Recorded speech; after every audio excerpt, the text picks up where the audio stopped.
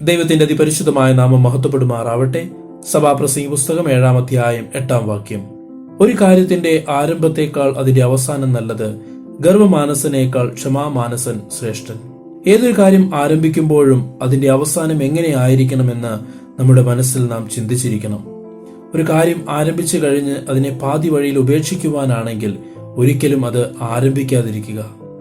എപ്പോൾ എങ്ങനെ അത് അവസാനിപ്പിക്കണമെന്നുള്ള ചിന്ത എപ്പോഴും നമ്മുടെ മനസ്സിലുണ്ടാകണം. അതോടൊപ്പം തന്നെ ദേഷ്യത്തോടുകൂടെ ഒരു തീരുമാനവും എടുക്കാതിരിക്കുക. ക്ഷമയോടുകൂടെ, മനസ്സോടുകൂടെ നാം ചിന്തിച്ച് കാര്യങ്ങൾ തീരുമാനിക്കുവാനും പറയുവാനും ചെയ്യുവാനും എപ്പോഴും നാം ശ്രമിക്കണം.